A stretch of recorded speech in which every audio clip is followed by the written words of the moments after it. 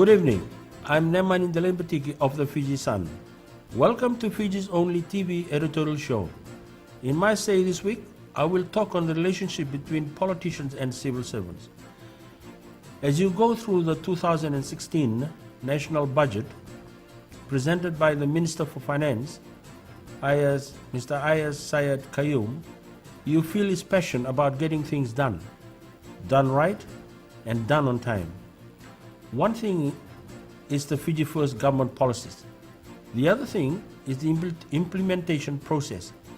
This is the frustrating bit, and no doubt the Finance Minister is going to put systems in place to address this issue. The Mbanga police post is a case in point, and he raised this issue in his budget address on Friday.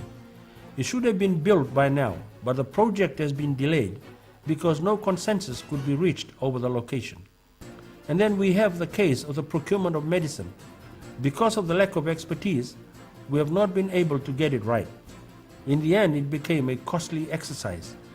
No doubt, these are examples of cases that the Finance Minister wants resolved as soon as possible. They will be part of our public service reforms that are currently underway. He has made it clear that these cases are not acceptable and that service delivery should be much better. The challenge for the Fiji First government is to be able to mobilize the civil service to execute its development plans and respect its policies. It is hoping that it would be able to achieve this through the public service reforms. The Fiji First government is different to previous governments in policies and governance.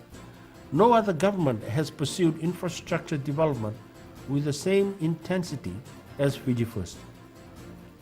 The shift in gear should not be new to civil servants because by now they should be familiar with the Bainimarama government before and after the general election last year.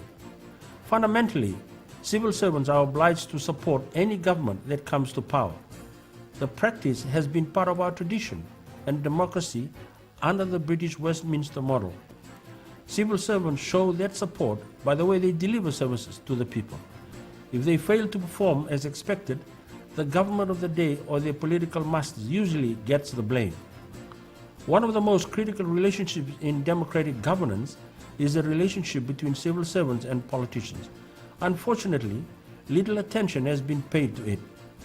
The original idea that politicians make policies and civil servants implement them exists in theory or in principle, but in reality, it does not always happen.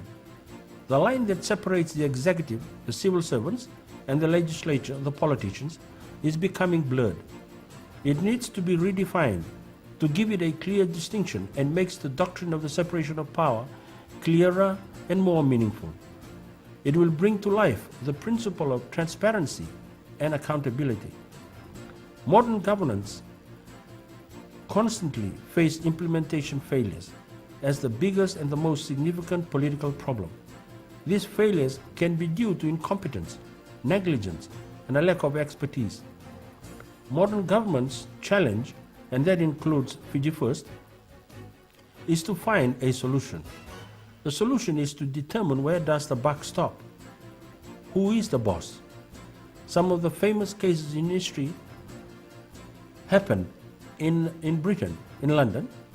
The Home Affairs was rocked by a crisis over immigration. Writer Elaine Kamak reported it led to finger-pointing between civil servants and politicians. Somewhere in the neighborhood, 1,000 illegal immigrants who had been convicted of serious crimes had been released back into the community instead of being deported. The then Prime Minister Tony Blair sacked Home Secretary Charles Clark after that news broke. In the United States, in Washington, the battle between politicians and civil servants raged. And it was between the then Secretary of Defense, Donald Rumsfeld, and generals in the US military. A group of retired generals called for Rumsfeld's resignation over his conduct concerning the war in Iraq. Writing in the government executive, James Kitfield called the controversy, quote, the worst breach in civil-military relations since Harry Truman This means dismissed General Douglas MacArthur, close quote. In calling for Rumsfeld's resignation, the generals put forth a long list of decisions they felt had gone wrong, from the initial failure on weapons of mass destruction to the micromanagement of the war to the decision to disband the Iraq army.